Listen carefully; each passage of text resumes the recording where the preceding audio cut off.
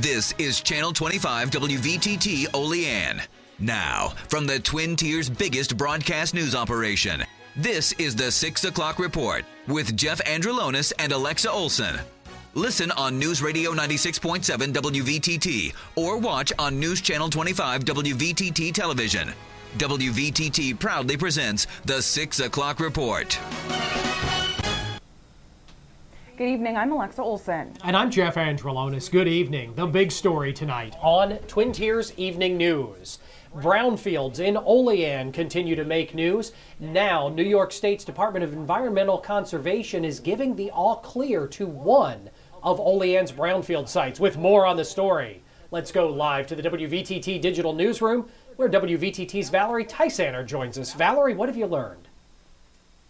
Jeff, the Scott Rotary Seal site is one of 3 brownfield sites being cleaned up after officials discovered hazardous chemicals left from an oil refinery. I don't know the specifics or can't tell you on, what exactly was found there. I would imagine there would be monitoring for several years to come. DEC has I think some permanent easement there that they would, keep, be able to, monitor. Until the land was purchased, the Park Center development wasn't aware of the contamination, so it was entered into the Brownfield Cleanup Program, and ExxonMobil is helping pay for the cleanup both at the Scott Rotary Seal site and at a second brownfield site in Olean. A brownfield is any property that is contaminated due to some sort of pollutant, and if you want to find out more on this matter, you can go to the DEC's website.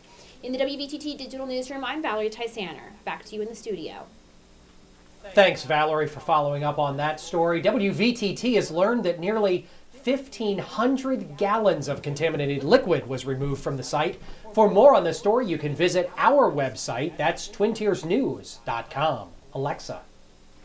Well, Jeff, the town of Olean's audit findings are showing alleged improprieties on the part of a former township official, leading to more investigation.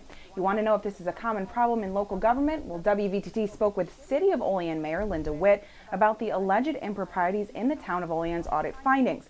Witt says it's unfortunately a common issue in small communities. Because there's very few people looking, checking the books. I think that's a very good question for any constituent to ask, how are our finances, or do you have a way of double checking your finances? And I think that should be a mandatory thing for any community. Now, Witt says that while it may not be the case with smaller municipalities, the city of Olean has systems in place to keep their financial transactions above board. Jeff. In Coudersport this weekend, the church where Darlene Sittler was shot and killed, allegedly by her ex-husband, is set to reopen for church services this weekend. A candlelight vigil and consecration service takes place tomorrow night, and services will start again at the First Presbyterian Church on Sunday morning for the first time since the shooting. Gregory Eldred is currently in jail without bail, waiting for his preliminary hearing that's set for January 15th. He's also the subject of an ongoing investigation by the FBI. Now, the FBI says it can't comment on the nature of that investigation.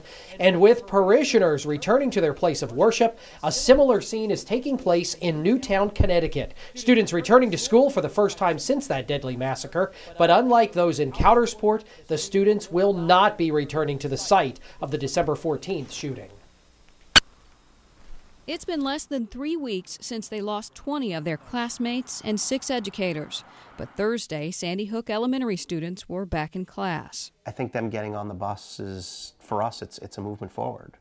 So I think a lot of us are looking at that as this is the next step. The site of the December shooting is still part of an ongoing investigation. So the former Chalk Hill Middle School in nearby Monroe was repurposed and renamed Sandy Hook. A great deal of thought and effort and volunteer work to make this as seamless as possible. Right now, Chalk Hill has been transformed from a middle school to a very cheerful, nurturing elementary school. To give the students a sense of continuity, desks and other familiar objects were brought to their new school. That's going to signify, okay, I'm back at school. This isn't Chalk Hill, this is Sandy Hook. I'm back with my friends, I'm back with my teachers, and that's what they need in order to be able to have the sense of security to go back and dive right back into the school life. What is different is a heavy security presence, with more cameras and locks and police on site. I think right now it has to be the safest school in America. Counselors are also on hand, and jittery parents are welcome to spend the day at the school. The first steps on the long road to getting back to normal. I'm April Williams reporting. And another shooting in Webster, New York that took the lives of 2 firefighters and left 2 others injured is resulting in an outpouring of support from the Western New York community. The community is looking to further honor those who were affected in the attack by signing an online petition to award the 4 members of the West Webster Volunteer Fire Department the Medal of Freedom.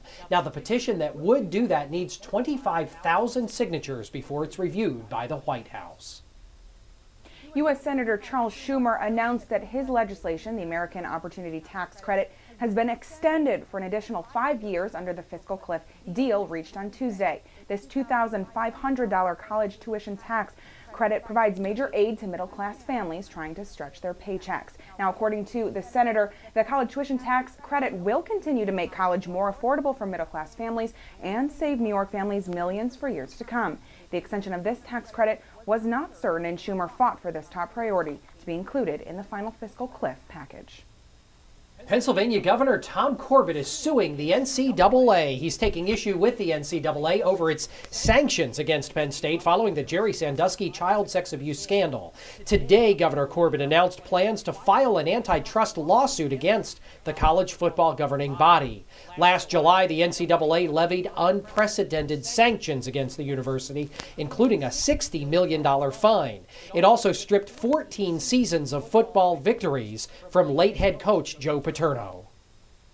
These sanctions are an attack on the past, present, and future students of Penn State, the citizens of our Commonwealth, and our economy. As governor of this Commonwealth, I cannot and will not stand by and let it happen without a fight. Now, an NCAA spokesman isn't commenting on Governor Corbett's planned lawsuit, but does say that the organization historically doesn't comment on any lawsuits until and unless they're filed. And some bad news tonight for frequent drivers that drive across the border into Pennsylvania. The Pennsylvania Turnpike tolls are scheduled to increase this weekend. Now, according to the Pennsylvania Turnpike Commission, most drivers who travel the Turnpike using cash will see a 10% increase in tolls, and Easy Pass customers only see a 2% increase.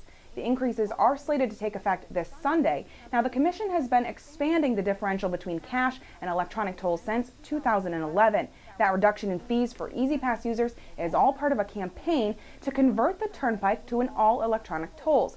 Now, experts say that using Easy Pass is a safer, less expensive, and more convenient way to travel through toll booths.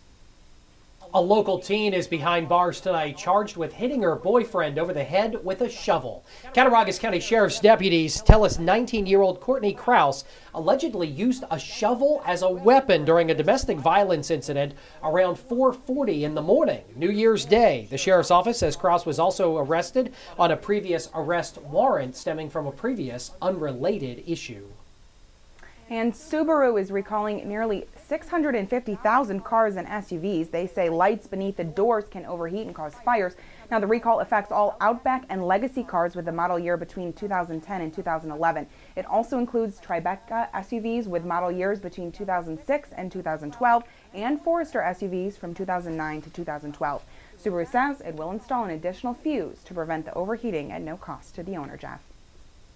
Thanks, Alexa. Still to come tonight on Twin Tiers Evening News, our global news update. Also, straight ahead, how did Wall Street end? We'll tell you coming up here on News Channel 25 WVTT.